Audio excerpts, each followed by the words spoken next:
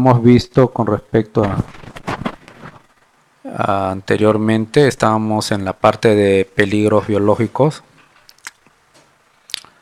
A ver, creo que acá nos quedamos acá, en esta lámina. Entonces estábamos hablando de la composición química de con respecto a los nutrientes. Los microorganismos difieren en cuanto a la exigencia de factores de crecimiento y capacidad de usar diferentes sustratos de la composición de alimentos. Habíamos mencionado que, bueno, dentro de las fuentes de carbono, las sustancias más representativas son los carbohidratos, las grasas, los aceites. Dentro de la fuente de nitrógeno tenemos a los aminoácidos, los nucleótidos, los péptidos, proteínas. Entre la fuente de vitamina tenemos al complejo B. Bueno, como ya mencionamos, tenemos varios dentro del complejo B. Hay algunos que son representativos, como es la biotina y el ácido pantoténico.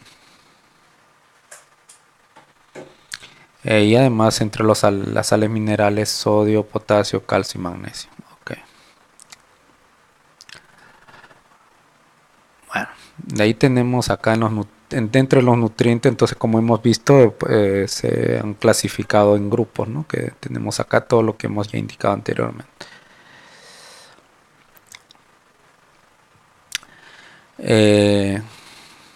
Dentro de los factores, hemos visto los factores intrínsecos, ahora tenemos a los factores extrínsecos, que son dos básicamente, ¿no? Que es la temperatura y la humedad relativa. Con respecto a la temperatura, a pesar que los microorganismos existentes son capaces de proliferar a diferentes intervalos, la temperatura óptima para casi todos los patógenos es de 35 grados centígrados. Algunos microorganismos pueden permanecer viables por largo tiempo en alimentos congelados. La resistencia a las temperaturas altas depende básicamente de las características de los microorganismos. El Staphylococcus aureus puede sobrevivir hasta 60 grados durante 15 minutos. Entonces hay que tener en cuenta que como la temperatura también juega un rol en el crecimiento, en el comportamiento bacteriano. En cuanto a la temperatura, también se puede clasificar, ¿no? Vemos otro tipo de clasificación de los microorganismos o de las bacterias, en este caso en ambientales, mesófilos y termófilos. Los ambientales con una temperatura óptima entre 10 y 25 grados. Mesófilos en una temperatura óptima alrededor de 35 a 37 grados.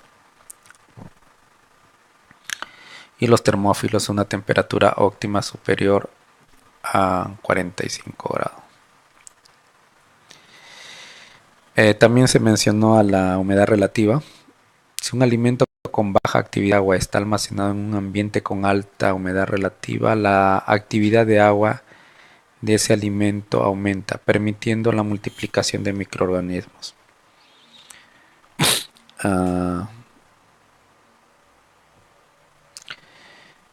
Bueno, ¿qué más tenemos acá? Bueno, acá tenemos una tabla comparativa de algunos alimentos con sus respectivas temperaturas y sus humedades relativas, ¿no? Tenemos acá, por ejemplo, podemos mencionar al limón, ¿no? Con son sus temperaturas, una temperatura dada y una humedad relativa determinada propia, y cada alimento tiene valor característico, ¿no? Entonces eso también va a determinar el tiempo en que el alimento, por estas características ya indicadas, algunas sean necesariamente tengan que almacenarse bajo ciertos parámetros de temperatura para que puedan mantener las características propias, ¿no? Bueno, hemos visto en general a las bacterias.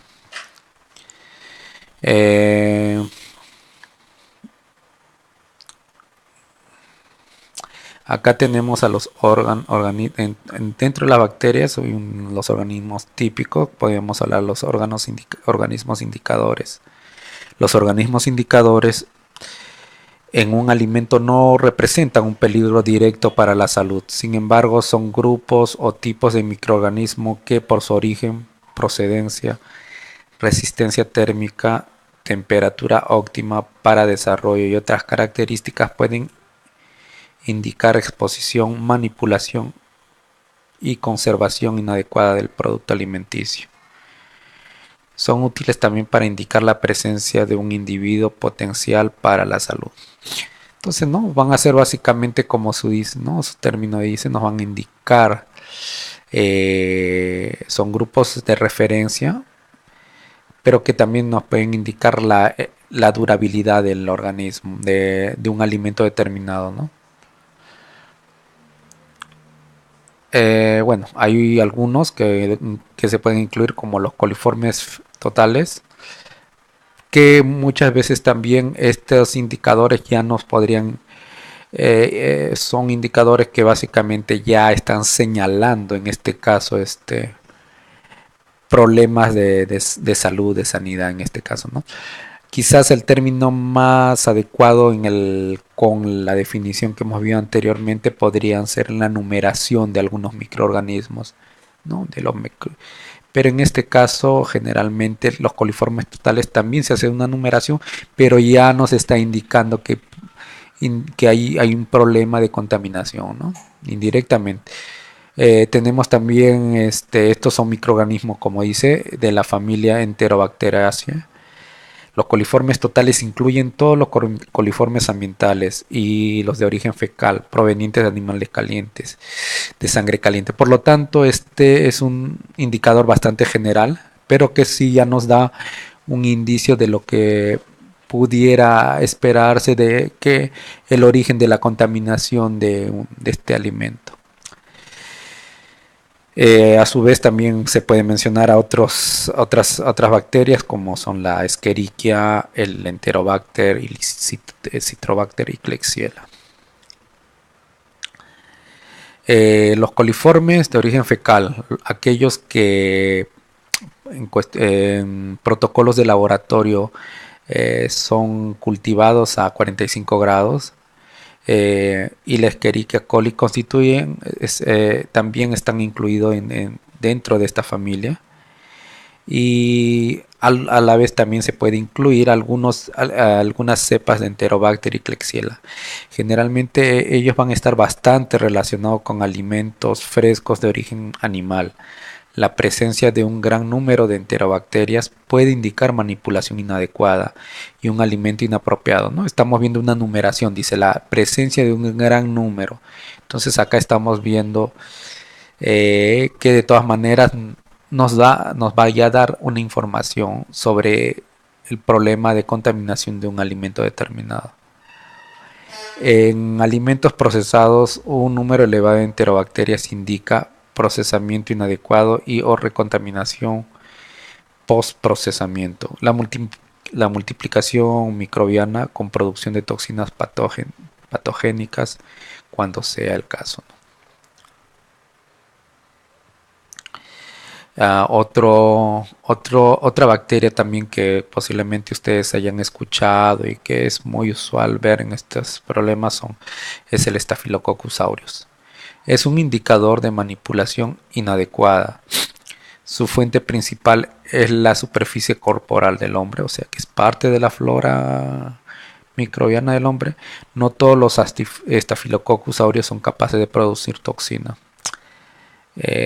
Otro que podemos indicar, otro de estos tipos de bacterias, son el conteo de esporófilos termófilos.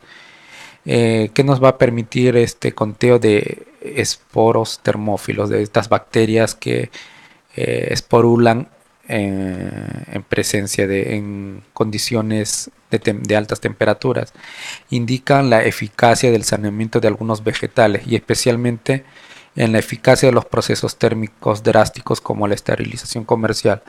Acá estamos hablando básicamente de los enlatados, si se dan cuenta, ¿no?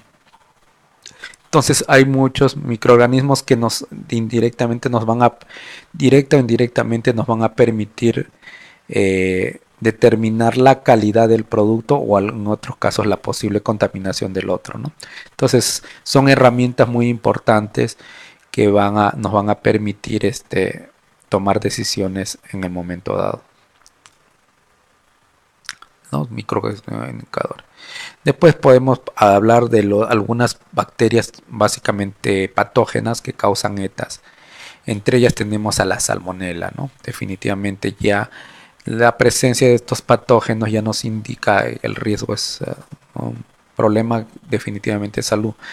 Entonces, en las salmonelas que se encuentran normalmente en el tracto intestinal del hombre y los animales de sangre caliente, muy rara vez podemos encontrarlo en peces, moluscos y crustáceos, quienes son las fuentes de contaminación, dice, pero generalmente los casos más relacionados, eso no implica que no puedan estar presentes ahí, pero los problemas relacionados con salmonella están relacionados más con animales de sangre caliente. Dentro de este grupo de las salmonelas tenemos también a la salmonella typhi y la paratyphi, que generalmente causan una infección en las personas, ¿no? En el organismo, lo que se llama acá una bacteremia, y producen respectivamente fiebre tifoidea y fiebre entérica en seres humanos.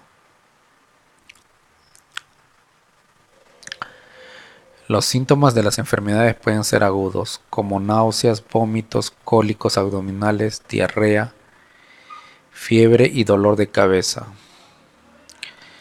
Los síntomas pueden durar de 1 a 2 días o prolongarse, dependiendo de los factores inherentes al hospedante, de la dosis ingerida y de las características de la cepa.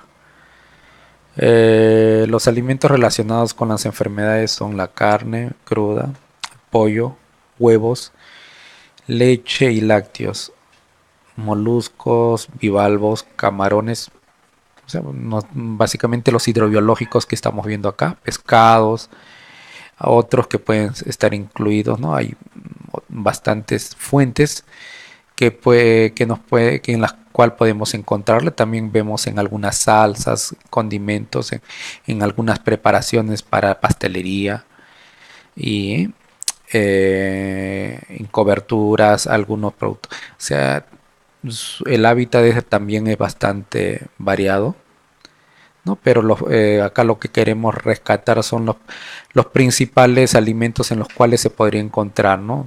Que no debería encontrarse, pero se puede encontrar.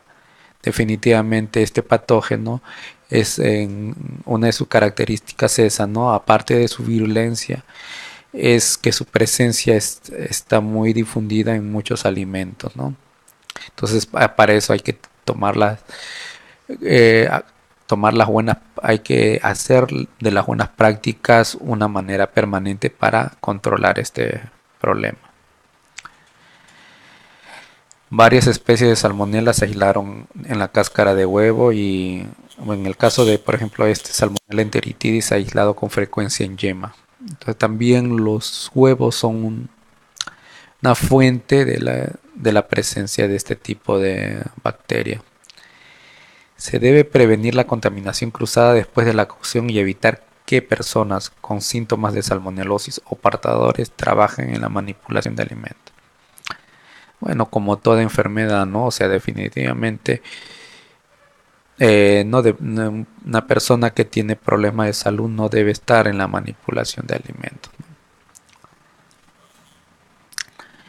Bueno, acá tenemos una información, bueno, menciona con respecto a uno de los lotes con riesgos contaminados con salmonela, ¿no? Este es del año pasado, que es a través, ¿no? De un lote que tenía como un producto lácteo del que había adquirido, como dice, ¿no? El grupo Gloria había adquirido al grupo, al fabricante Lactis, y que ingresaron al Perú para ser repartidos sin valor comercial, o sea, para que sean distribuidos de una manera gratis. DGS emitió esta alerta, por ejemplo, ¿no? Y ordenó la inmovilización de los productos lácteos importados que entraron al Perú en agosto de último, ¿no? Del año pasado. El producto es Gloria Infant Stage 3 versión sachet de 36 gramos, ¿no? Entonces acá vemos cómo siempre Salmonella es una bacteria, un microorganismo a considerar que siempre va a estar presente ocasionando problemas. Entonces hay que siempre controlarlo, ¿no? En este caso la alarma lo hizo el fabricante y bueno, para las autoridades peruanas, y es la autoridad peruana la que debe haber hecho haber tomado las medidas del caso para controlar que este producto que sospechosamente estaba dentro de los lotes que estaban contaminados sean retirados del mercado.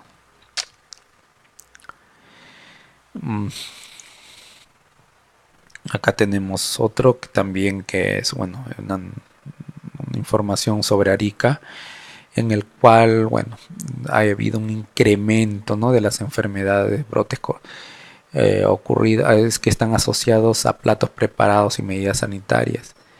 Incluye a la mayonesa. Generalmente ahora ya, bueno, si bien antiguamente se expendía la mayonesa artesanal o casera, ahora ha sido bastantemente reemplazado, ¿no?, por las mayonesas que son fabricadas, ¿no?, que son de producción industrial. Y bueno, acá nos menciona que ese incremento de enfermedades están relacionados casualmente con el consumo de mayonesa casera y otros productos a base de huevo crudo.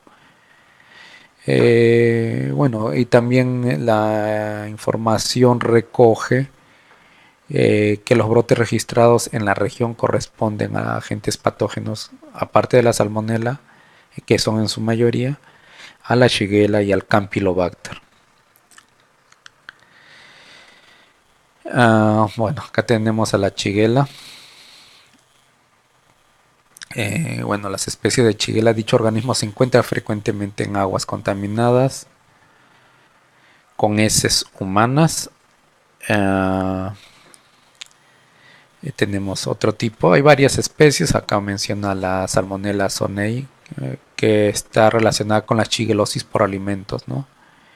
Y muchas epidemias están relacionadas con otra especie que es la Salmonella flexneri, ¿no? Como habíamos visto en el artículo anterior, se menciona, ¿no?, también a la Shigella conjuntamente con la Salmonella, ¿no? Entonces trataremos de mencionarlos y entender la importancia de por qué se están mencionando, ¿no? Acá también tenemos continuamos con las chigalas, la famosa disentería basilar, son generalmente deyecciones, son excretas acuosas sanguinolentas con presencia de sangre, eh, ¿no? Que son muy características la Shigella disentería, produce una disentería como su mismo nombre, o la shigellosis, que es producida por el otro tipo de shigellas, que muchas veces pueden presentar de forma asintomática, ¿no?, y hasta las más graves. Los síntomas generalmente relacionados con este tipo de infecciones son el dolor abdominal, los cólicos, la diarrea, los vómitos, heces con sangre, pus y mucosidad. Las infecciones están asociadas a la ulceración mucosa, sangrado rectal y deshidratación grave. Las posibles secuencias de la enfermedad de Reiter, artritis reactiva y el síndrome urémico hemolítico. Los alimentos asociados a la Shigella son ensaladas, papa, atún, camarones, fideo y pollo, vegetales crudos, lácteos y aves. Las principales causas de la contaminación son el agua contaminada con deyecciones y los hábitos no sanitarios de los manipuladores de alimentos. Las fuentes de Shigella son las heces de personas contaminadas y las moscas, ¿no? Siempre los insectos están relacionados con eso, ¿eh? En los países en desarrollo la shigellosis es bastante común, ¿no? Como ya hemos visto en el informe anterior, se le menciona. Otro patógeno que está relacionado también con este tipo de infecciones, enfermedades, es la Escherichia coli. La Escherichia coli es un habitante normal del intestino de los animales. Una minoría de estas cepas es capaz de causar enfermedades en el hombre por diferentes mecanismos. Las fuentes de contaminación de las cepas patogénicas son animales, particularmente bovinos y ciervos. Hombres, en el hombre también en el tracto intestinal y heces y agua, que se contaminan por el contacto con materia fecal durante el procesamiento de alimentos de origen animal o por fallas de manipulación. Bueno, dentro de ahí se pueden clasificar principalmente cuatro clases de coli. Eh, hay cuatro clases de las enteropatógenas que colectivamente reciben el grupo de ES que causan una gastroenteritis en el hombre, y entre ellas están la cepa enterohemorrágica, ¿no? Por sus iniciales EHS. Y también tenemos ¿no? Que también es un tipo, una cepa de Escherichia coli que causa una colitis hemorrágica. Después tenemos una Escherichia coli enteroinvasiva, más conocida con sus iniciales EIS, que puede producir una enfermedad muy semejante a la Shigella disenterae, ¿no? Estamos hablando de una disentería, ¿no? Tenemos a su vez a la Escherichia coli enteropatogénica o el EPEC, que está muy relacionado con diarreas en niños menores de 5 años. Algunas veces la diarrea infantil es prolongada, llevando a la deshidratación, desequilibrio electrolítico y muerte. Tasas de mortalidad de un 50% registradas en países del tercer mundo. Escherichia coli enteropatogénica, enterotoxigénica también que tenemos, es el otro tipo de E. coli. Produce la gastroenteritis más conocida como la diarrea de viajantes. Entonces tenemos a grosso modo las cepas de Escherichia coli que están relacionadas con enfermedades, con infecciones. Proponen un método para reducir la bacteria en E. coli, ¿no? Igual que hemos visto la salmonella, la Shigella, en el caso de E. coli, ¿no? Su presencia y con mucha más razón que forman parte de la flora de las personas, entonces siempre va a haber un problema muy relacionado, muy próximo, y a su vez que también va a estar relacionado con este otro tipo de enfermedades. Han propuesto, por ejemplo, un grupo de investigadores ha descubierto que el uso de un tipo de bacteriocina en el procesamiento de los alimentos puede ayudar a reducir la presencia en, en ellos de la bacteria E. coli, ¿no? Se está buscando técnicas apropiadas para que se pueda limitar su presencia, ¿no? Entonces estamos viendo, se están realizando investigaciones, se están proponiendo nuevos ensayos, nuevas sustancias que puedan reducir la presencia de coli principalmente, para evitar de tener problemas en los alimentos, ¿no? Entonces es lo que más o menos estamos viendo, ¿no? En eso. Otro grupo de bacterias, tenemos a la Yersinia enterocolítica, ¿no? Que está también dentro del grupo de enterobacterias que hemos visto. si bien este tipo de Yersinia enterococlítica no forma parte de la flora humana normal, se encuentra en otros tipos de animales como porcinos, aves, castores, gatos y perros, ¿no? Se ha detectado su presencia en fuentes ambientales como represas, lagos y en alimentos como pueden ser la carne, el helado, la leche, ¿no?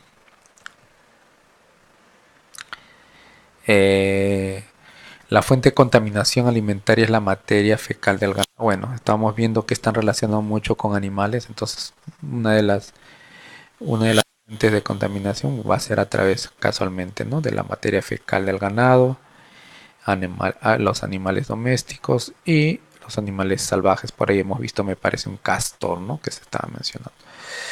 La yersiniosis, o sea, la infección producida por la yersenia, se caracteriza frecuentemente por gastroenteritis con diarrea y o vómito. Sin embargo, fiebre y dolor abdominal son los síntomas pagnómicos, o sea, son los síntomas más determinantes, los más frecuentes, lo que va a determinar esa infección, ¿no? Otra bacteria que también tenemos que mencionar es el Campylobacter, ¿no? Especialmente el Campylobacter jejuni es una especie jejuni, es la más importante en este caso para la salud humana. El Campylobacter es la causa más común de enfermedad diarreica. Prácticamente todos los casos ocurren como eventos aislados y esporádicos, y no como parte de grandes epidemias.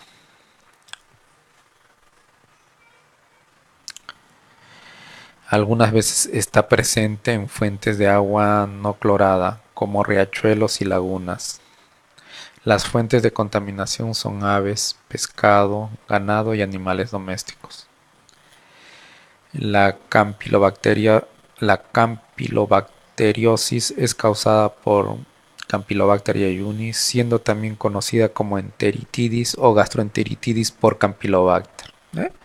Siempre hay alguna terminología que es básicamente son problemas gastrointestinales, los que estamos generalmente observando hasta el momento, ¿no? Pues, relacionados con este tipo de bacterias. El Campylobacter jejuni normalmente contamina pollo y la leche, ¿no? La leche cruda. La bacteria también puede ser transportada por ganado bovino sano y por vectores como la mosca en los establos. Otra fuente de infección es el agua no clorada, ¿no? Entonces ahí también estamos viendo, ¿no? Que siempre de todas maneras el agua potable, en este caso, si es que se está trabajando, ya sea a nivel de la alimentación del ganado o ya en la elaboración de alimentos, definitivamente hay que considerar como un punto crítico, ¿no? Para evitar problemas mayores con eso. Sin embargo, la cocción, ¿no? Otra fuente de infección es sin embargo, la cocción adecuada del pollo, la pasteurización de la leche y la cloración del agua eliminan a la bacteria. Se dan cuenta que son medidas que usualmente se deberían hacer con cierta rutina, son las que realmente la bacteria tiene una presencia bastante limitada, ¿eh? Se registraron varias pequeñas epidemias en niños que hicieron excursiones a establos, estancias y bebieron leche cruda. Bueno, también acá estamos hablando del el sistema inmunológico de las personas, su exposición a niños, pero de todas maneras la mala praxis, todo eso es una sobreexposición a veces innecesaria, ¿no? Ante este tipo de microorganismos que hay que tener siempre en cuenta. Acá tenemos un informe que nos dice, ¿no? Menos casos de salmonella, más de Campylobacter. Bueno, nos dice que un nuevo informe sobre enfermedades de transmisión alimentaria en la Unión Europea revela un descenso en los casos de salmonella y un aumento en los de Campylobacter. Como estamos viendo, a pesar que las medidas para controlar este tipo de bacterias son las más manejables, siempre hay veces hay descuido, hay un mal manejo, un mal manipuleo durante todo el proceso de la elaboración o fabricación de alimentos. Hay que tener en cuenta, hay que considerar eso, ¿no? Hay otro, no sé, otro titular que dice detección de Yersinia enterocolítica, un nuevo método permite detectar esta bacteria cuyo síntoma más habitual en personas es la diarrea y la fiebre y en alimentos porcinos de forma eficaz, ¿no? Lo que se busca es en algunos la detección temprana y obviamente que eso permita tomar medidas para desarrollar una estrategia de prevención para evitar estos problemas, ¿no? Tenemos a los vibrios, tenemos al vibrio, entre los vibrios tenemos al famoso vibrio cólera. Eh, los brotes de cólera siempre están asociados a cepas que producen una toxina termolábil, ¿no? El famoso serogrupo O1, ¿no? El vibrio cólera serogrupo O1 presenta dos biotipos, el clásico y el TOR, y es responsable por el cólera asiático epidémico. Hay que recordar que en el año 91 un brote de cólera en el Perú se tornó rápidamente epidémico y se propagó hacia países de América del Sur y Central y también a México. Se registraron cerca de 340.000 casos, 3.600 muertes en todo el continente americano y a partir del año 1991. La aparición del cólera en muchas ciudades de la costa peruana representa el primer brote identificado en América del Sur durante el siglo XX. Durante el siglo XIX, el cólera epidémico afectó a América en varias olas pandémicas. La pandemia del cólera, que empezó en el sudoeste asiático por el año 1961, afectó muchas áreas del Oriente Medio, de Europa, de Oceanía, de África, pero aparentemente no alcanzó el continente americano. Acá vemos que es a raíz de quizás el brote epidémico del cólera en el 91 que comienzan a elaborarse normativas que puedan ser un poco normativas sanitarias y se va a comenzar algunos cambios para evitar este problema de contaminación de alimentos por algunos tipos de microorganismos, ¿no?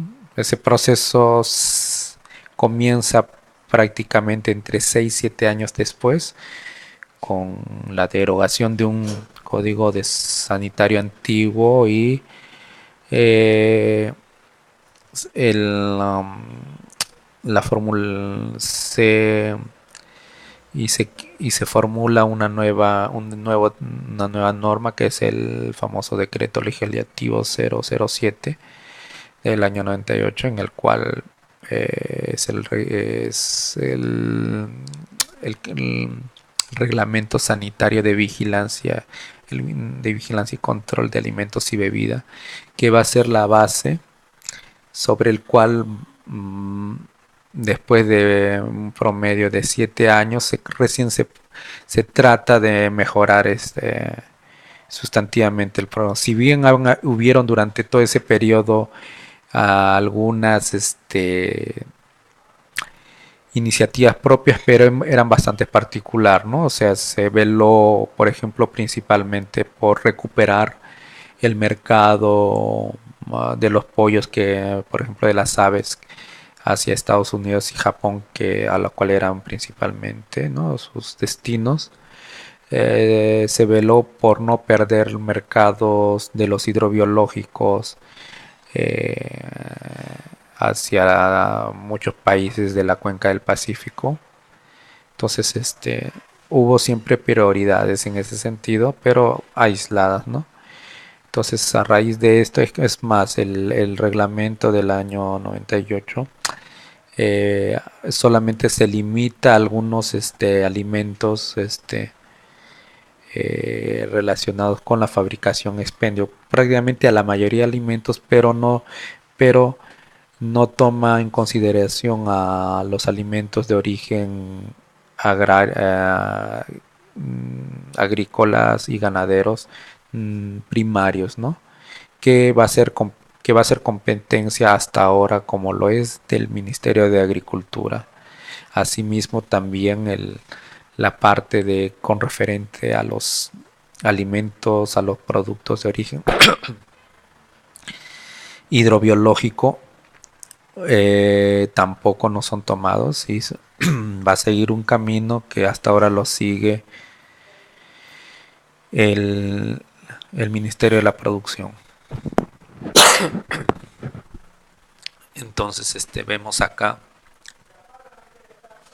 que los inicios que comienzan a desarrollarse otro tipo de normativas para mejorar en ese sentido. Se registraron por favor, se registraron cerca de 3.400 casos y 3.600 muertes en el hemisferio. Eso ya lo hemos visto a partir del año 91, ¿no? Eso nos llamó a que tenemos que tener barrera, ¿no? A partir del año de fines de la década del 90 comienzan a implementarse poco a poco toda la normativa que casualmente se había desarrollado a nivel del Códex Alimentario, como ya se mencionó en primeras horas, ¿no? Para mejorar los estándares con respecto a la inocuidad de los alimentos, tanto sobre todo inicialmente para lo que era el mercado de la exportación y a su vez ya comenzaba para toda la población en general, ¿no? Entonces eso se va implementando poco a poco. Eh, tenemos acá, entonces vamos a avanzar en esto.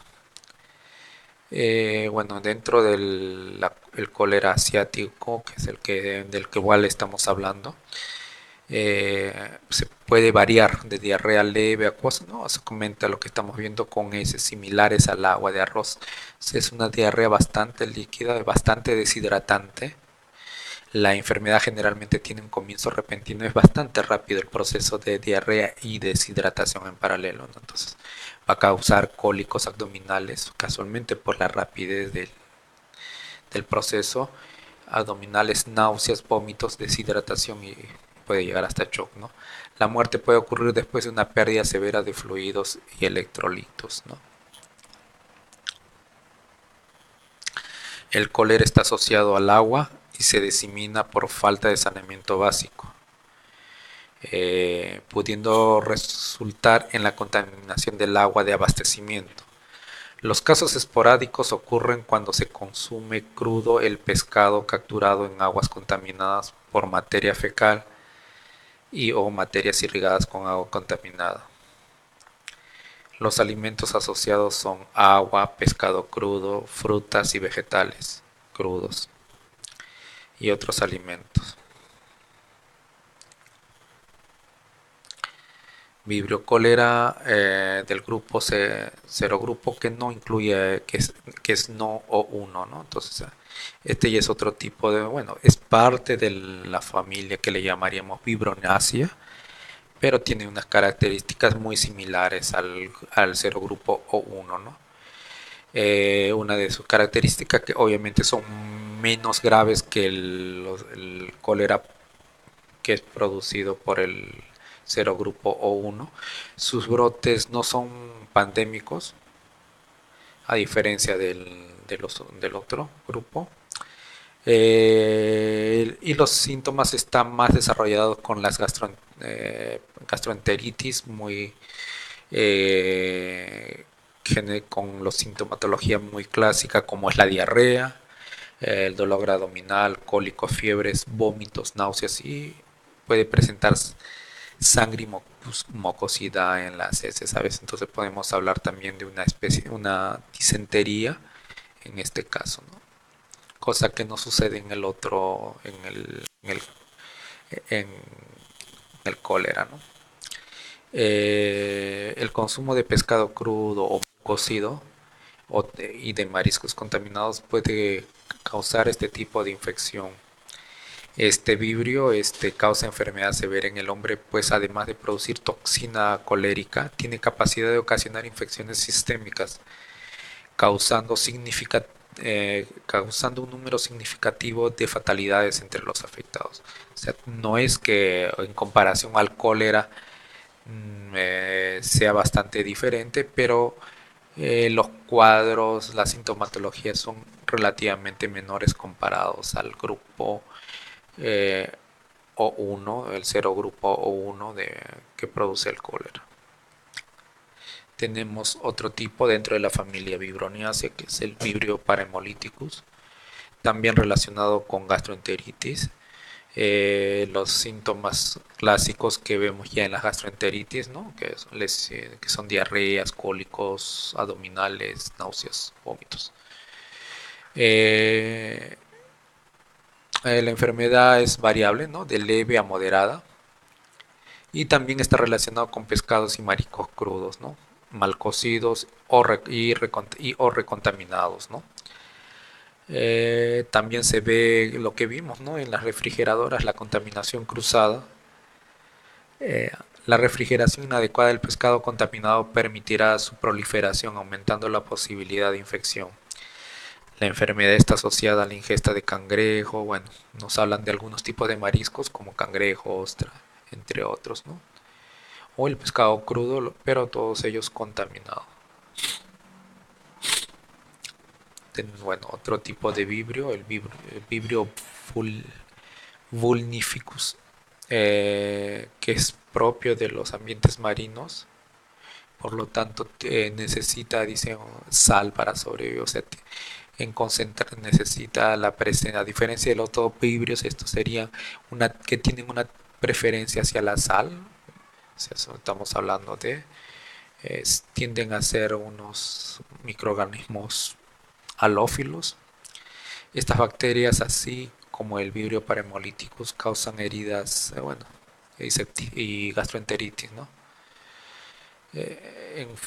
Esa forma de enfermedad ocurre cuando el consumo de pescado crudo contaminado con microorganismos en personas con algún tipo de enfermedad eh, crónica, principalmente en enfermedades hepáticas. En esos individuos el microorganismo, ¿no? En esos individuos es el microorganismo el que va a estar presente ahí. Tenemos acá, pasamos a alguna información con respecto a la pandemia del cólera, ¿no? Que fue hace 20 años atrás y que comenzó acá en el Perú. Bueno, es un artículo del año 2011, o sea que comenzó el año 91. Bueno, da una referencia, ¿no? De la cantidad de víctimas que, te- que produjo esta pandemia en el Perú y en otras partes del mundo. Eh, y que bueno, ¿no? Nos da un recuerdo sobre eso. Dice que a finales del año 91 se presentó al menos el primer caso de cólera identificado en Chancay, en la provincia de Huaral, al norte de Lima. Bueno, lo que remarca es que en 100 años no se había registrado ningún caso en Latinoamérica. Era todo un acontecimiento y un drama para el país, ¿no? O sea, era una situación muy peculiar, que también la situación económica el Perú también era un poco crítica en ese sentido. Eh, las, la escasez de alimentos, la falta de servicios básicos y la mala educación en ámbitos de higiene, sobre todo en poblaciones rurales y urbanos marginales, nos hizo vulnerables. O sea, contribuyó todos esos factores contribuyeron a que se desarrolle el cólera, ¿no? En el país.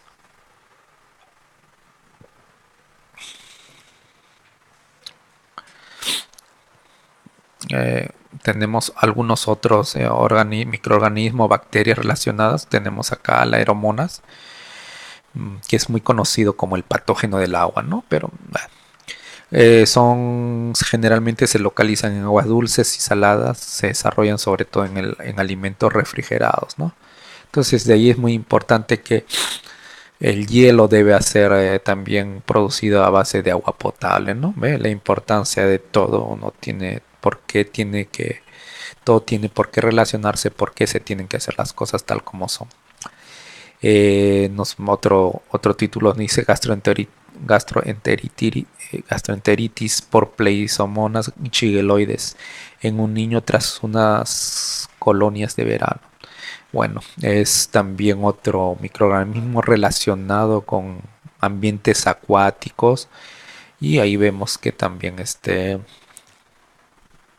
hay que considerarlo. De todas maneras, la fuente de agua, como vimos, que también puede ser un transmisor directo e indirecto en la contaminación de alimentos y en bebidas. Eh, otro, otro microorganismo que es a considerar es la Listeria monocytogenes, ¿no? Eh, que van a producir la listeriosis, que incluye una infección generalizada, una septicemia, una meningitis, ya nos está hablando, ¿no? Una infección generalizada, una meningitis, o sea, es a nivel del cerebro, puede ser meningitis o meningoencefalitis, encefalitis e infección intrauterina o cervical en gestantes, que puede resultar en un aborto espontáneo. El inicio de estas alteraciones está precedido por síntomas muy parecidos a la gripe e incluye una fiebre persistente.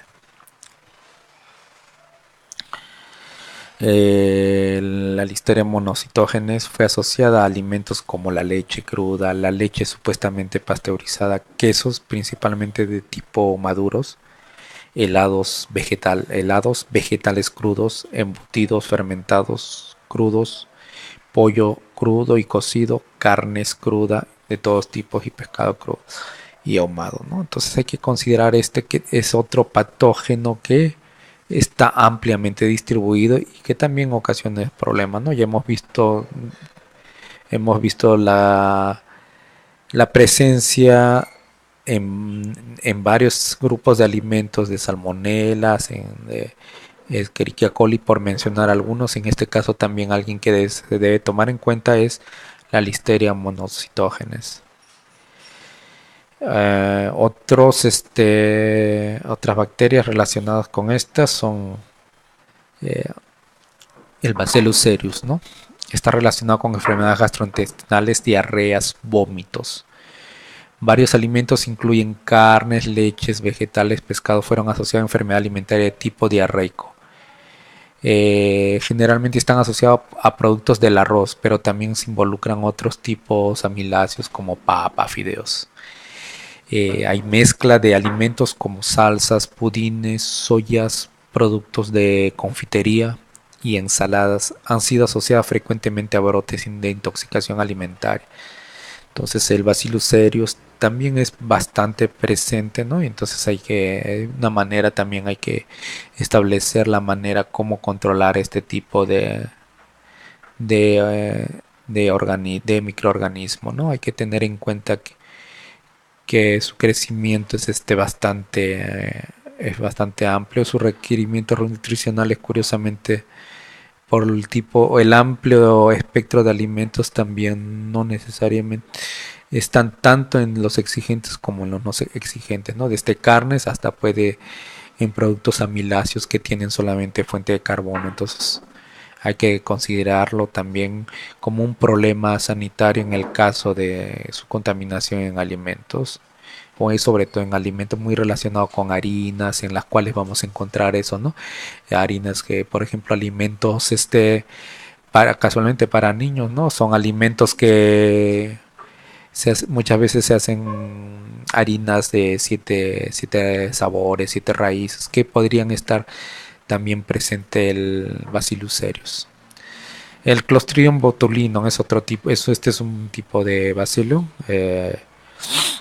que generalmente está relacionado, ¿no? Son esporas que resisten al calor, pueden sobrevivir en alimentos que no han sido correctamente procesados y que eso le va a permitir, por la resistencia al calor, en realidad le va a permitir, y por presentar esporas, le va a permitir que le dé las condiciones para que se pueda multiplicar, deteriorando los alimentos o causando una enfermedad por transmisión alimentaria.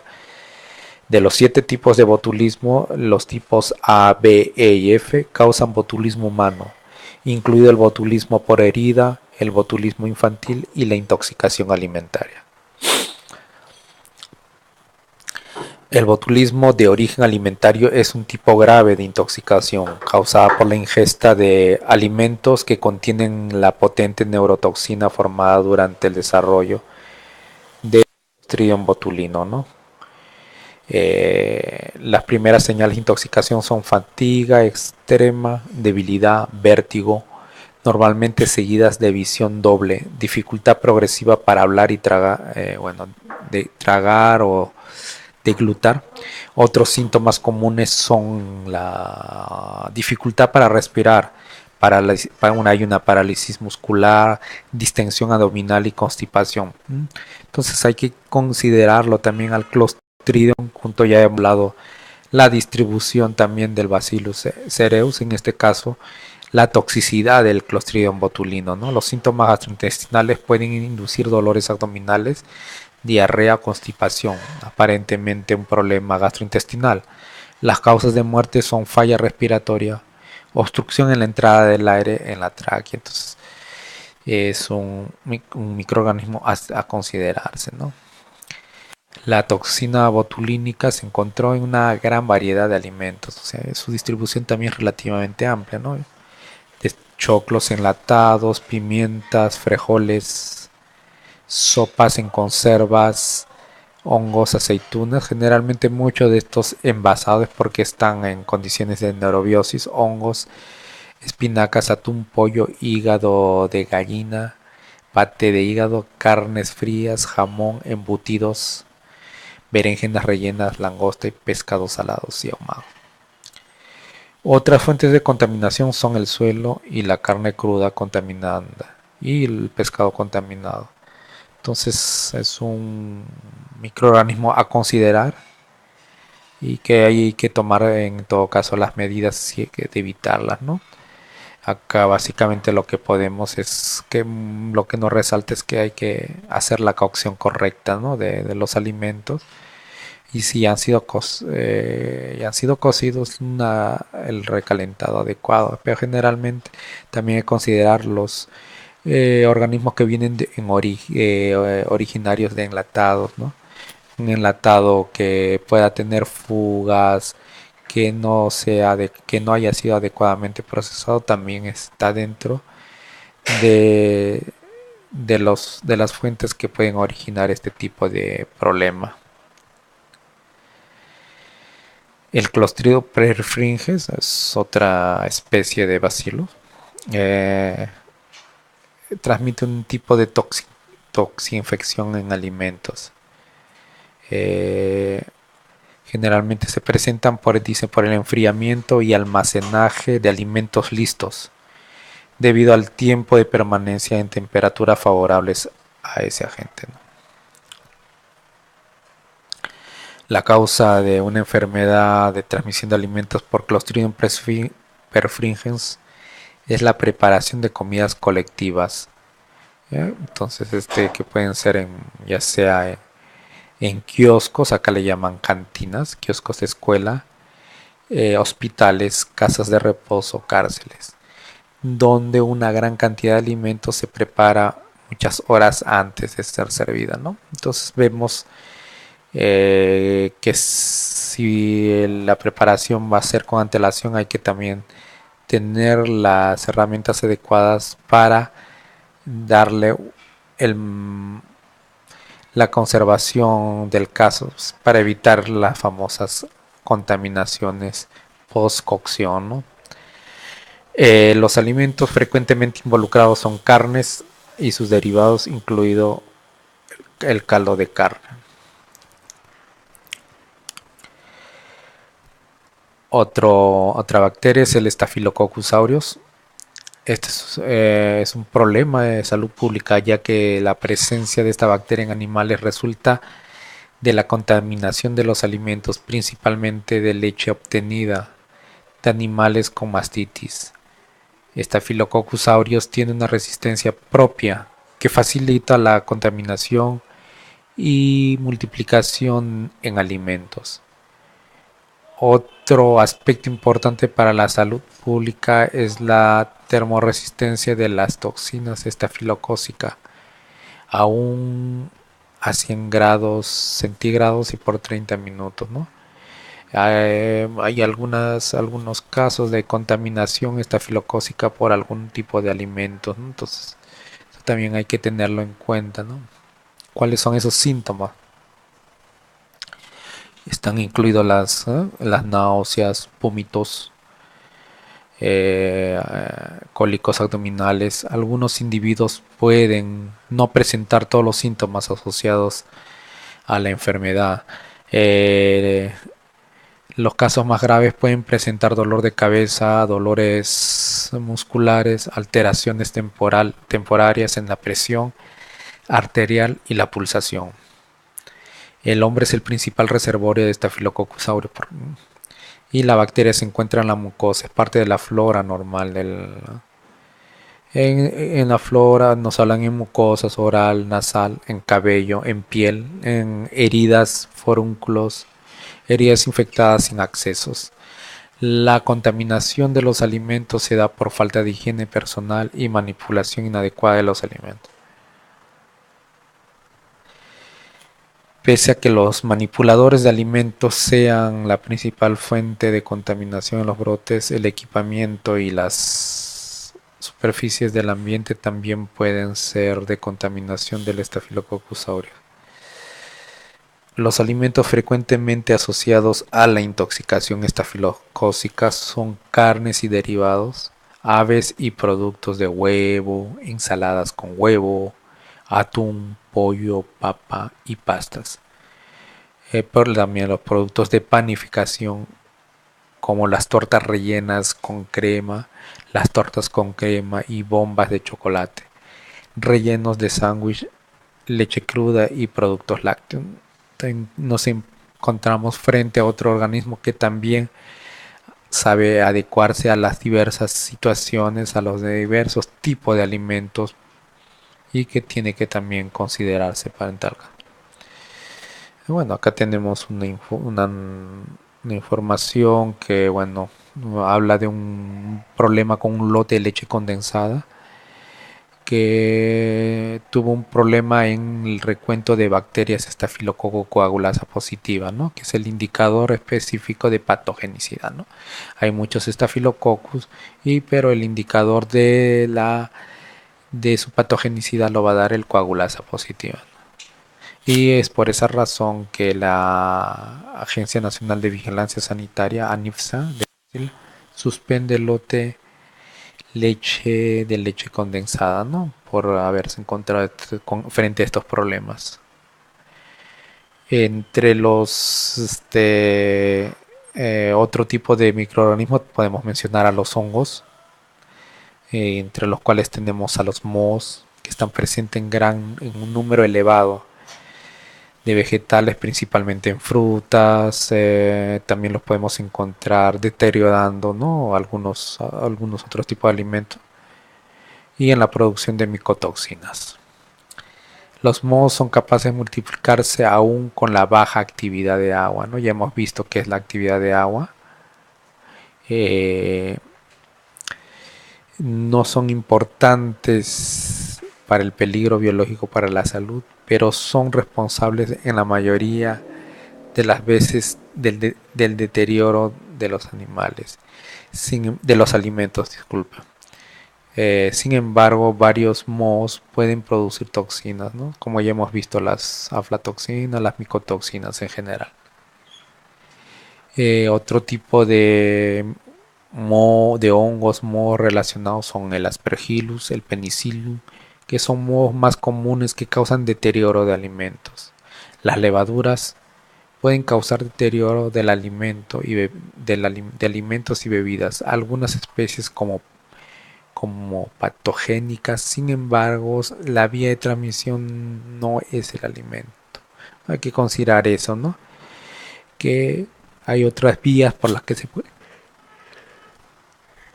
considera sobre todo el deterioro del alimento, y algunas de estas levaduras podría verse como a raíz de los 90. Comienzo de los 90 comenzaron las investigaciones con el problema de la epidemia o pandemia, se puede decir, del HIV. Entonces ahí se dieron casos en cual la inmunidad estaba alterada y se veía que algunos tipos de levaduras que podían ser propias al organismo, como la cándida albicans, en personas con una baja defensa, con un sistema de defensa eh, que no era el adecuado, pues fácilmente podía colonizarse con una cantidad mucho por encima de lo que normalmente se pudiera encontrar en un organismo con respecto a este tipo de levaduras, específicamente Candida albicans. Acá tenemos algunas observaciones de algunas acciones de los hongos. Los dos ejemplos, tanto del pan como del cítricos, nos refieren a presencia de hongos filamentosos, ¿no? Están relacionados con el deterioro de estos alimentos. Hablamos que el virus era una identidad sui generis, ya que está entre la vida y lo inerte, ¿no? También pueden ellos generar gastroenteritis. Los brotes generalmente están relacionados, ¿no? Se transmiten por alimentos o agua frecuentemente. Se atribuyen a la higiene personal deficiente, provisión de agua contaminada o pescado capturado en aguas contaminadas por desecho. Los virus asociados a la información, los virus asociados a la transmisión por alimento incluyen la hepatitis A y la B. Ya habíamos hablado anteriormente de la hepatitis A, el virus Norwalk y el rotavirus. Este último muy relacionado con los menores, con los más infantes, ¿no? Fuentes de virosis transmitidas por alimentos son heces, orina de individuos infectados y agua contaminada. Los alimentos involucrados son los pescados crudos, los vegetales crudos, ensaladas y agua contaminada con heces humanos. Vamos a dar un contexto sobre lo que es los virus. De ahí tenemos los parásitos, organismos que dependen de un hospedante vivo para crecer y reproducirse, y varían desde organismos unicelulares hasta animales pluricelulares, ¿no? Los organismos por ejemplo, hay otro tipo de parásitos como pueden ser el Toxoplasma gondii, que es una especie de un microorganismo protozoario que causa la famosa toxoplasmosis. Uh, el parásito de gatos que lo elimina en el suelo pueden esporular. Una vez que estos están esporulados, el parásito comienza un ciclo, y ese ciclo es transmitido al hombre por el consumo de agua porcina, ovina o una parte infectada mal cocida o cruda. Otro tipo de parásito, este es un protozoario también, Cryptosporidium parvum. Parvum porque está relacionado con los niños, ¿no? De párvulo. Otro tipo de parásitos es una Giardia lambia o una Giardia intestinalis. Es un protozoario que produce la giardiosis, que es la causa más frecuente de diarrea no bacteriana.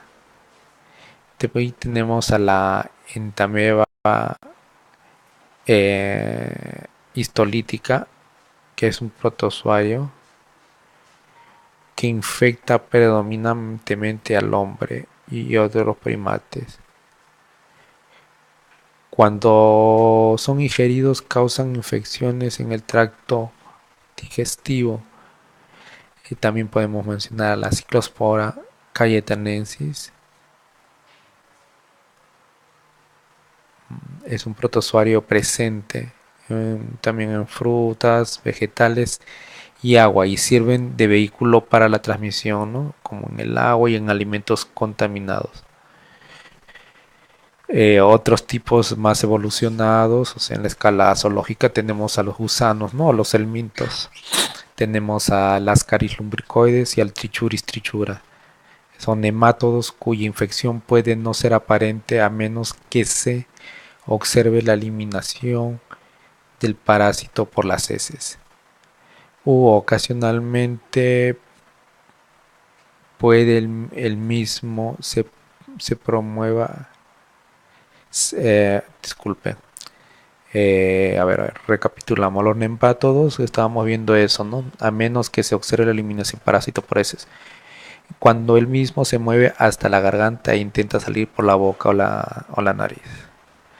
Esto ya nos está hablando que tiene una carga parasitaria un poquito elevada. Son casos ya que deben ser tratados clínicamente, médicamente. Después tenemos a otros como el Acinakis, Anisakis y los gusanos relacionados a estos, ¿no? Que el Anisakis que de un momento a otro eh, cobró notoriedad también acá en el país, ¿no? Muchos anisakis y gusanos relacionados con Homo pseudanova contrasecum son nematodos que se asociaron a infecciones con el hombre causadas por el consumo de pescado crudo o mal cocido. De ahí tenemos al Diphyllobotrium, las diferentes especies de Diphyllobotrium, que son otro tipo de gusanos, gusanos céstodos de pescado descritos en el hombre. Produce distensión abdominal, flatulencia, cólico abdominal intermitente y diarrea aparecen. Y la diarrea aparece a los 10 días después del consumo de pescado crudo o mal cocido. ¿Qué más tenemos acá?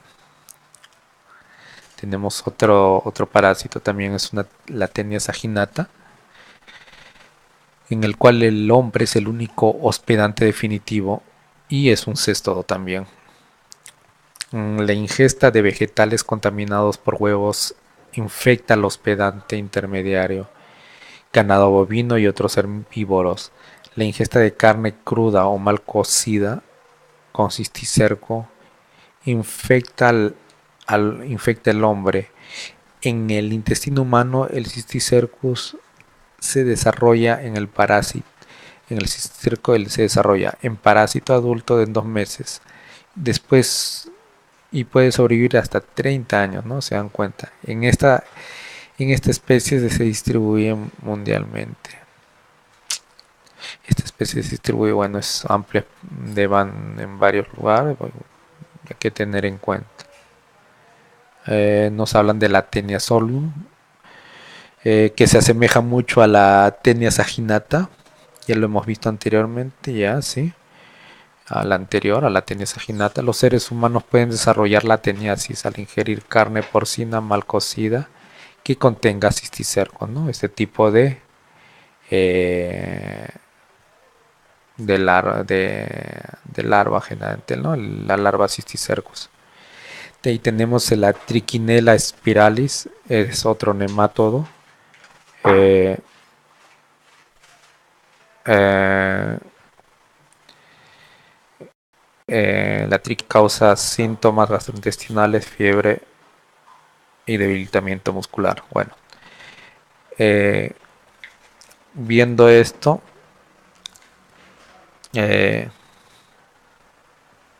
tenemos también otro, vamos a ir avanzando, que ustedes con mayor tiempo van a pueden leerlo, la fasciola hepática, que también es otro parásito. Acá tenemos el ciclo del anisakis que habíamos observado. Tenemos, bueno, vamos a mencionar también los alimentos de riesgo, de alto riesgo, como son, tenemos a las carnes rojas, al pollo, al pescado, los productos lácteos, huevos o alimentos listos para producir, para consumir. Tenemos una elevada actividad de agua, poco grado de acidez y un alto contenido proteico y requieren un control estricto de la temperatura de cocción y conservación. Bueno, hay que considerar eso, que muchas veces no se someten a ningún tratamiento posterior, ¿no? Entonces esa es la razón que hay ese problema. Tenemos igual, ¿no? Dentro de esos alimentos de alto riesgo están las carnes rojas, como ya hemos mencionado, leches, lácteos, huevos, pescados y mariscos. Hay preparados, precocidos, cocidos, cárnicos, ovolácticos y preparados y precocidos. Mientras que los alimentos de bajo riesgo son generalmente, como hemos visto, los que tenían menos actividad de agua. Son son los productos más que secos o más ácidos, por lo tanto tienen más resistencia porque son más estables a la temperatura ambiente. Bueno, el riesgo de estos alimentos tiene que ver con las malas prácticas de manipulación con las propias características. Se consideran alimentos de bajo riesgo el pan, galletas o cereales, alimentos ahumados, sales, ácidos como el vinagre o alto contenido de azúcar como la mermelada. Son productos con bajo contenido de agua y entre los cuales se incluyen lentejas y otro tipo de cereales, ¿no? Tenemos también algunas definiciones, incluir como qué se debe entender por un alimento adulterado. Es aquel que de alguna manera, de forma premeditada y con fines fraudulentos, se le ha añadido, ha quitado, modificado algunas sustancias o componentes, ¿no? Entonces eso hay que tener también en cuenta que está dentro de un alimento de riesgo, ¿no? Tenemos el alimento alterado, que es aquel que por causas no provocadas deliberadamente ha sufrido variaciones en sus características organolépticas, sabor, color, olor, textura, composición química o valor nutritivo. No es apto para el consumo. Los alimentos perecederos se alteran fácilmente, por eso necesitamos conservarlos de formas adecuadas. Y tenemos al alimento contaminado, como ya hemos estado viendo mucho de los problemas de los peligros biológicos que básicamente están relacionados con microorganismos, sus toxinas, ¿no? También pueden ser aquellas que han sido contaminadas con sustancias químicas y, ¿no?, que pueden causar problemas al consumidor. Tenemos que considerar también el almacenamiento y conservación. ¿Ah? Condiciones sanitarias generales que deben cumplir los almacenes de alimentos perecibles y no perecibles, ¿no? Si bien en estos, en los kioscos, en los cafetines, el espacio va a ser muy reducido, pero hay que considerar básicamente la exclusividad, el espacio adecuado, ¿no? Y las vías, la estructura donde vamos a almacenar de manera temporal nuestros alimentos, ¿no? Debe tener la iluminación, ventilación del caso y en el caso que sea necesario el equipo de refrigeración y la protección contra las plagas, como estamos viniendo de mencionar. Bueno, acá nos mencionan que los equipos de refrigeraciones deben estar dotados de dispositivos para la medición, registro de temperatura. Dichos dispositivos deben colocarse en lugar visible, mantener buenas condiciones de conservación y funcionamiento, recolección y disposición de residuos sólidos. Bueno, los residuos sólidos deben estar contenidos en recipientes de plástico o metálicos adecuadamente cubiertos o tapados. Bueno, hay que considerar casualmente, como ya habíamos visto, algunas prácticas de almacenamiento, como es el famoso PEPS y el PBTK, FPS, ¿no? Es que quiere básicamente se fundamenta en el primero el primer producto que el principio que enuncia que los primeros productos que ingresan son los primeros que salen. Y en el caso del PBS son los alimentos que los primeros alimentos que se vencerán son los que son los primeros alimentos que tienen que salir. Tenemos que hacer la verificación de de los empaques en los cuales se va a hacer el almacenamiento, ¿no? Si es que es necesario cambiar de envase, ¿no? Para evitar la contaminación cruzada de los productos almacenados. Si se presentaran algunos envases rotos, oxidados, dañados, con signos de plaga, entre otros, serán separados de inmediato y se aplicarán las medidas correctivas del caso, llevando los registros correspondientes. Aquellos alimentos que requieren ser extraídos de sus envases para su alimento y conservación deben estar debidamente etiquetados a fin de identificar el producto y fecha de ingreso al almacén. El ordenamiento y apilamiento de producto o empaque al almacenar debe hacerse con el fin de evitar derrame o salida de alimentos. No deben mantenerse en el interior de los almacenes de alimentos, productos químicos que favorezcan la contaminación cruzada, ¿no? Entonces, para mencionar, podemos lo que están destinados a limpieza, desinfección, control de plagas, ¿no? Todo eso evitar en lo posible que sea un factor adicional de contaminación a nuestros productos almacenar o a conservar. El sistema de refrigeración, como ya hemos visto en temperaturas seguras, debe garantizar que la temperatura sea la adecuada, ¿no? Y que no haya una contaminación de alimentos por un mal almacenamiento al interior de los mismos. Las cámaras deben tener dispositivos para controlar y registrar las temperaturas, los que deben estar calibrados y en buen estado de funcionamiento. Sea más allá del equipo, los indicadores, los displays que pueda tener estos sistemas de refrigeración, como se ha mencionado, también se debe contar con termómetros de alimentos para verificar la temperatura que se está indicando en el display, ¿no? Si es que lo tuviera. Las cámaras de refrigeración en general deben mantener los alimentos o temperaturas no mayores a 5 grados, se puede imaginar, ¿no?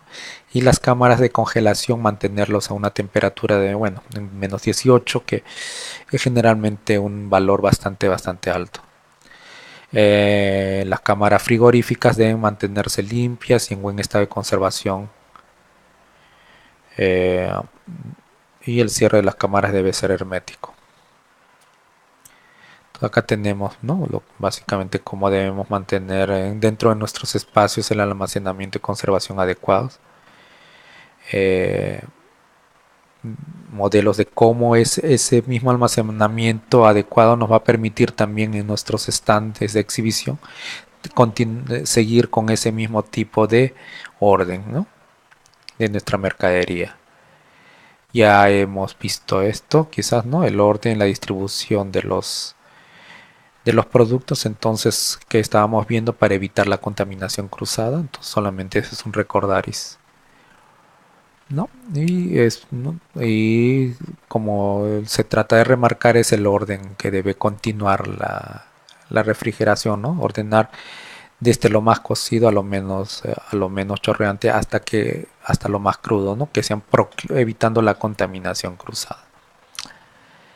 ¿No? Tenemos eso, tenemos acá, casualmente es eso, ¿no? La idea es ver no solo el mantenimiento adecuado, cómo estamos protegiendo nuestros alimentos al interior de los medios de refrigeración, ¿no? A veces, aparte del mantenimiento en sí del equipo de refrigeración, los alimentos que se están almacenando ahí son los adecuados, no lo son, entonces eso tenemos que tener en cuenta, ¿no? Acá tenemos otra refrigeración, tenemos un termómetro de alimentos que nos va a ayudar a corroborar las temperaturas si se están siendo las correctas o no, ¿no? Tenemos también a los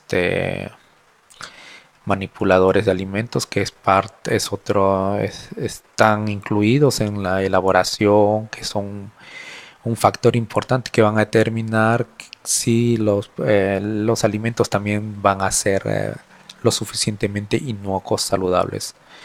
El Estado, toda persona tiene que tener tiene, que tiene que pasar por un examen médico, ¿no? Para evitar que haya posibles problemas de contaminación por enfermedades que traiga el manipulador, ¿no? Siempre considerar, ¿no? Es que deben tener un estado de salud el más óptimo posible, que no estén consideradas, que no deban tener, ¿no? Sin enfermedades respiratorias, digestivas, dermatológicas. La manera más adecuada a veces, muchas veces es un carnet de salud o un certificado de salud que pueda acreditar que se hace estos exámenes periódicamente. Bueno, tenemos que considerar que siempre van a haber, cuando hayan enfermedades o lesiones, muchas de ellas sencillamente son motivo para que en ese momento dado el manipulador no pueda laborar sencillamente, ¿no? Entonces acá hay una lista en el cual se incluyen básicamente ictericia, las diarreas, ¿no?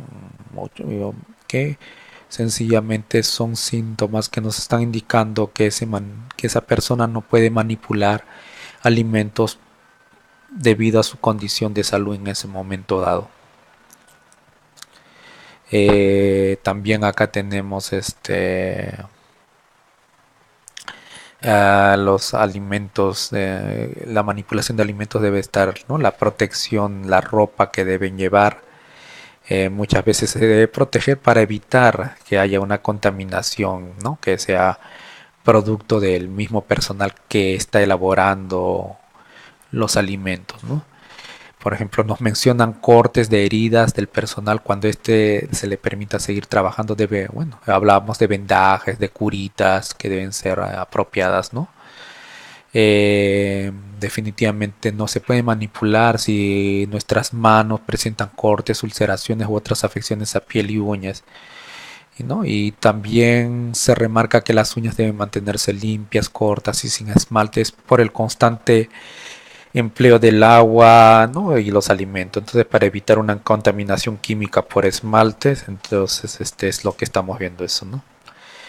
Eh, el personal deberá lavarse siempre las manos cuando su nivel de limpieza pueda afectar a la inocuidad del alimento. Por ejemplo, antes de comenzar las áreas de manipulación de alimentos, inmediatamente después de hacer uso de, por ejemplo, el retrete, ¿no? Son normas de higiene que se trata de eh, remarcar, ¿no? Definitivamente que todos debemos hacer, pero que cuando se trata de elaboración de alimento a terceros, definitivamente tiene que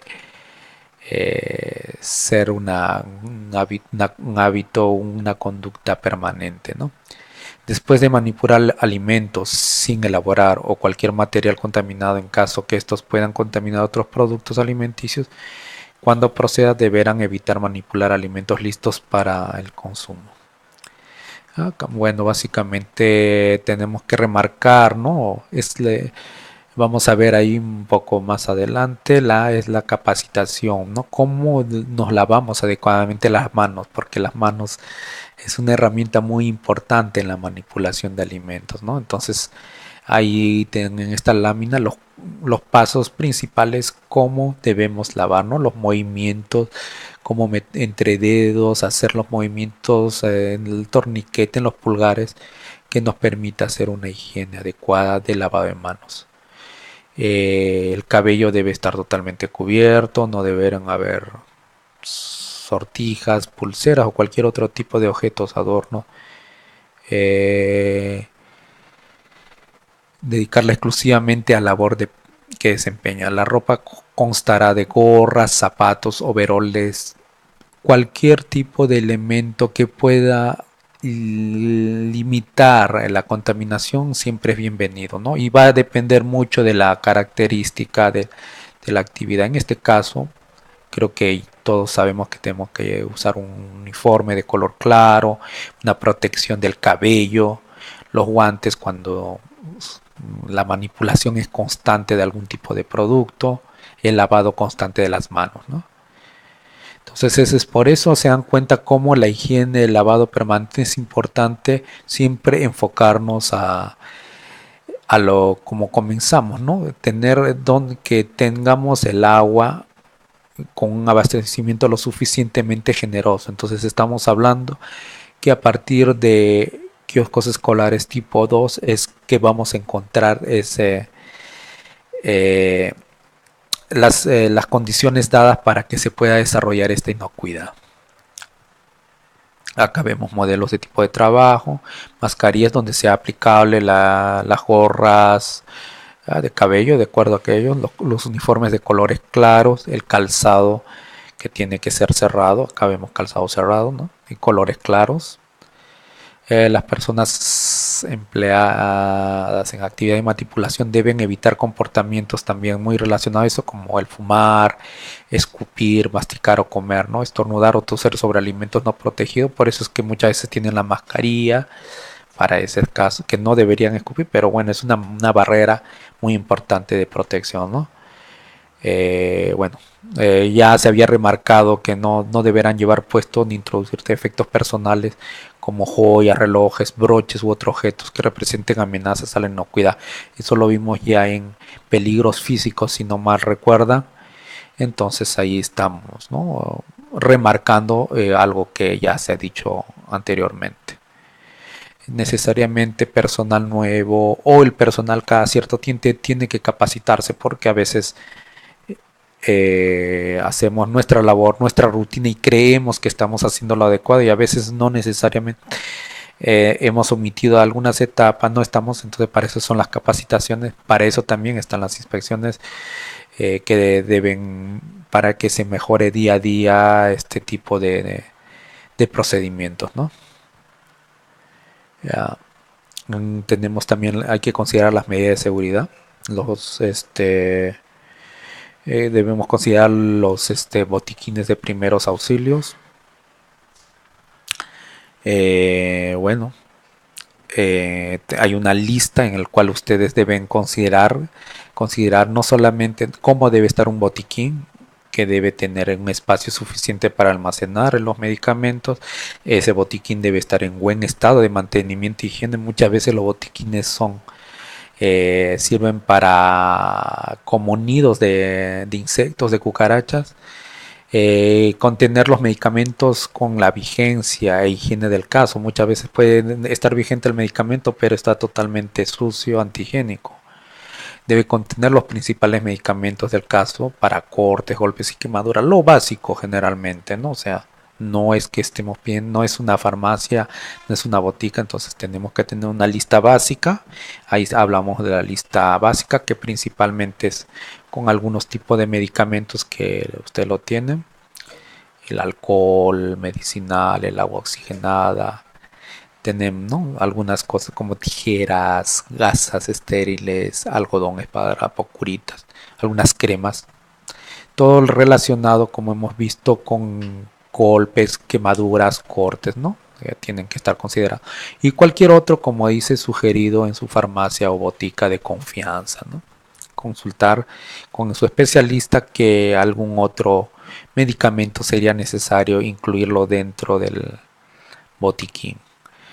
También tenemos que ver con las instalaciones eléctricas, ¿no? Esas, entonces, siempre tenemos que ver que los interruptores sean los adecuados y que estén en buen estado, que el cableado también debe estar en buen condicionamiento, no estar exhibiendo cordones, estar a veces haciendo subconexiones que pueden causar problemas, ¿no? Ahí tenemos en la foto casualmente un kiosco que lamentablemente se incendió, ¿no? Y quizás las condiciones del sistema eléctrico no eran las adecuadas, ¿no? La señalización, si bien los espacios son relativamente pequeños, pero de todas maneras, ¿no? Es una manera de, como en el caso de que haya alguna emergencia, siempre te tiene que señalizar las medidas de las señales por donde se debe salir, retirar, y las zonas que en el caso de algunos cafetines puedan ser zonas de seguridad en el caso de sismos, por ejemplo, ¿no? Siempre empleando esas cosas. Verificar, ¿no? Verificación de salidas, como ya se mencionó, y los equipos contra incendios deben tomarse en cuenta también el tamaño del equipo y la visibilidad que deben presentar. Será según requiera ser identificado y ser preciso, orientará sobre las medidas de seguridad adoptadas. ¿No? Tenemos la protección contra incendios, ¿no? Tenemos acá los extintores, ¿no? Que básicamente lo mínimo que se está pidiendo es un extintor portátil que generalmente es fuego tipo clase ABC.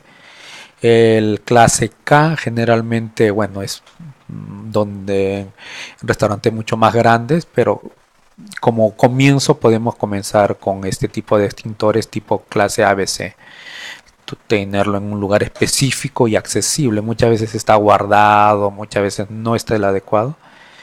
Y que el envase esté sin abolladura, sin corrosión, ¿no? Además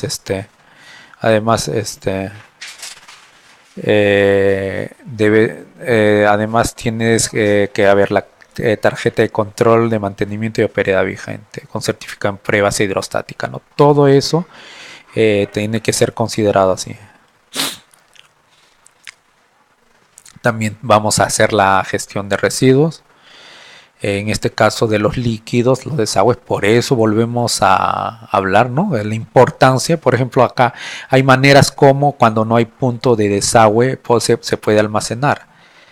Y bueno, hay maneras pero la idea es que siempre lo que sí deberemos tener es que considerar que el abastecimiento del agua sea constante. Pero bueno, hay soluciones a ese caso. Acá vemos, ¿no? Que por ejemplo en este caso cómo se está manejando, ¿no? Tenemos en la parte inferior los tachos de basura, a veces no necesariamente con las tapas, por eso hay que cambiar algunas tapas tipo vaivén. Y con respecto a toda la tubería que siempre tiene que estar en buen estado porque para evitar que hayan aniegos en el suelo y eso también vuelva a contaminar todo el ambiente, ¿no? Manejo adecuado de las aguas residuales, disposición apropiada y higiénica, la red de alcantarillado, el desagüe en higiene. Los tachos de basura, pues comencemos por ¿no? utilizar como mínimo, ¿no? Ahí tenemos acá los modelos, comenzamos a hacer un reciclaje, lo mínimo, con 2 tachos, mínimo. Tachos para desechos orgánicos y para inorgánicos. Y que tengamos ahí definitivamente todo tacho debe estar cubierto y con su bolsa respectiva que facilite después la disposición final de la basura.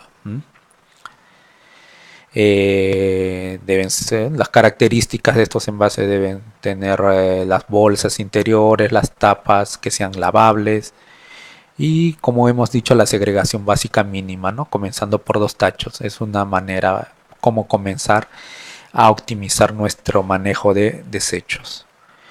En el control de plagas tenemos básicamente, ¿no? Que debemos eso también, como se mencionó inicialmente, hacer las prácticas las más adecuadas para que se pueda manejar esto, ¿no? Ahí las plagas más frecuentes van a ser las voladoras, como moscas, mosquitos, y entre las rastreras definitivamente los roedores y las cucarachas, ¿no? Entonces hay que ver la manera cómo evitar poniendo a veces muchas veces definitivamente las plagas van a estar vinculadas con algunas enfermedades y bueno van a estar incluidos muchos de ellos, ¿no? Entonces lo que tenemos que hacer son actividades preventivas como evitar que las grietas, la rajadura de paredes no deben sanarse, evitar que haya algún tipo de drenaje en el cual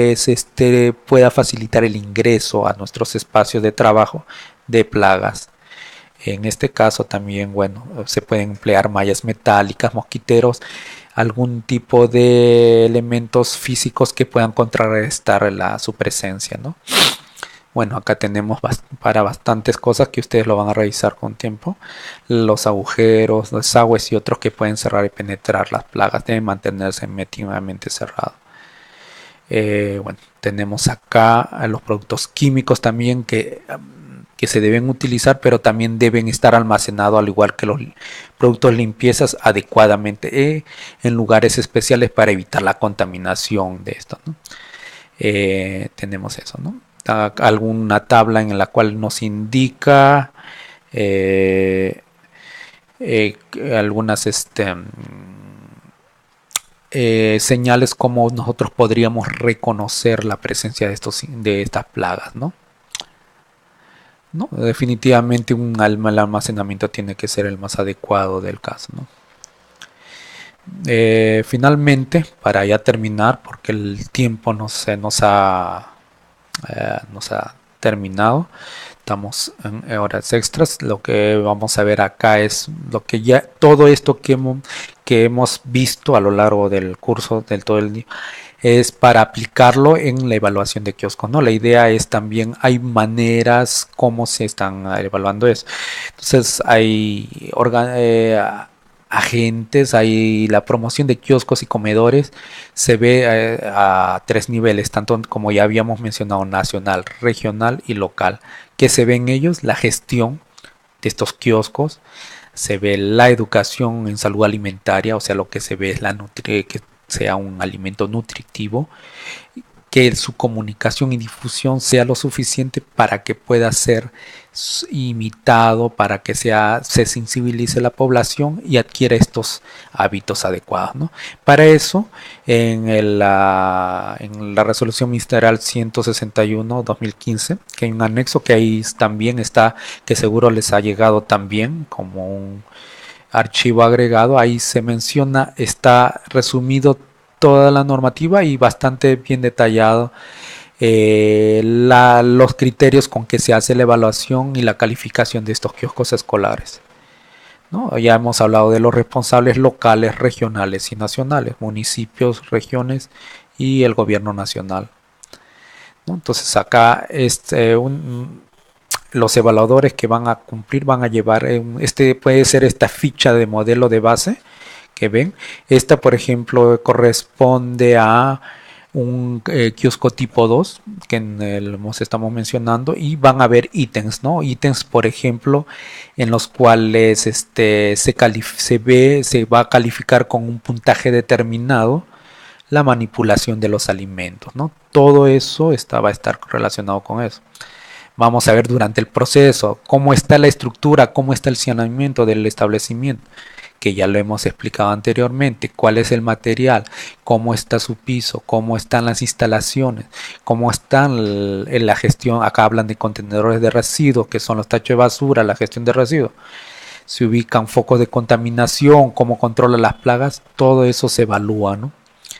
En las prácticas saludables de expendio de alimentos también se considera eso, ¿no? La manipulación de alimentos, las preparaciones que si se hacen en condiciones higiénicas adecuadas, si se realiza prácticas, se conocen momentos oportunos, todo lo que es inocuidad, lavado de manos, se da cuenta. Todo eso es a través de esta ficha que ustedes también se pueden con el archivo adjunto, ustedes pueden sacarlo y se pueden hacer una autoevaluación. Tiene la estructura, estamos viendo, comienza a evaluar puntos como los utensilios, los estados de conservación de los alimentos. Tenemos las prácticas saludables para el expendio de alimentos, también cuáles son, cómo se están teniendo. Acá, por ejemplo, menciona en el punto 19, si ustedes ven, se ofrece alimentos saludables recomendables para su expendio en los kioscos escolares e instituciones educativas según la normativa que ya hemos mencionado, la 908-2012. Entonces hay todo un conjunto de evaluar cómo se está, ¿no? Se tiende a ser a veces más específicos. Se observa agua envasada con o sin gas, agua que cuente con registro sanitario, que ya lo hemos visto también, un buen estado de conservación, ¿no? Entonces tenemos a su vez los alimentos industrializados, si cuentan o no con registro. Ya hemos visto cómo se debe reconocer estos alimentos envasados, y finalmente pues después se va a salir un puntaje obtenido de acuerdo a una calificación determinada, y se hará las recomendaciones del caso para la mejora, ¿no? Esa es la finalidad. Esa es la finalidad que hasta las mismas entidades, instituciones educativas podrían hacerlo, y evaluando cada cierto tiempo con una autoridad de salud, ya sea de carácter local, de carácter regional, ¿no? La finalidad es esa, ¿no? Nosotros queremos al final tener entornos saludables, kioscos saludables escolares, entonces evitarnos estos problemas. Por ejemplo, acá tenemos que esté relacionado, ¿no? Tenemos kioscos escolares, por ejemplo, este es en Villa María del Triunfo, donde casualmente en una evaluación se encontró que no reunía las condiciones del caso, ¿no? No tenían los productos envasados sin registro sanitario, sin fecha de vencimiento, y la forma de preparación de los alimentos eran en las condiciones no adecuadas. Se encontraban productos que no necesariamente eran saludables, ¿no? Golosinas, jugo, que dicen bocaditos y bebidas de dudosa procedencia, quizás porque no se sabía, no tenían ni registro ni marcas, ¿no? También tiene dichos productos, bueno, habla mucho del registro sanitario, y bueno, es un riesgo que se ha demostrado, ¿no? Entonces, para evitar eso, es por eso es que si bien nos ha faltado tiempo, pero se ha querido remarcar los pasos a seguir para evitar después. ¿De qué sirve que ustedes hayan llevado una formación de 1 a 2 horas, de 5 o 10 o de 2 3 días, si no nos hemos dado el tiempo para explicar detalle, para que después venga una evaluación y tengamos estos problemas, ¿no? Problemas que subsisten, por ejemplo, el que se hizo en Trujillo. Acá se habla de 23 kioscos escolares que no reunían, miren, más de 3/4 partes, 3/4 de las muestras recogidas no cumplían con los requisitos de salubridad. Y mire el tipo de productos, ¿no? Leche de tigre, jugos, ceviche, arroz chauf, algunos que quizás puedan ser considerados saludables, algunos quizás no. Vamos a ver. Arrojaban que todos los alimentos presentaban por encima de los valores permitidos como aceptables, ¿no? Es eso lo que tenemos que remarcar. Ustedes tienen el dispositivo, revísenlo las veces que sean necesarios para evitar a esto, ¿no? Llegar y miren, no solamente es pérdida económica, sino también prestigio para ustedes. Al final, tanto la institución educativa como ustedes, díganme, ustedes el siguiente año con qué, cómo ustedes podrían concursar si han tenido un problema de una intervención y se ha encontrado todo eso, ¿no? Acá tenemos también en hilo otro problema muy similar, que un 50% de los alimentos están contaminados con exceso de carga microbiana, ¿no? Se detectaron serias deficiencias higiénicas en la manipulación. Es por eso es que hay estos cursos, es por eso que ustedes no solamente es suficiente esto, cada cierto tiempo vayan, investiguen, si hay cursos ustedes vayan constantemente, siempre se va a aprender algo y esa es la idea para evitar nuestro problema.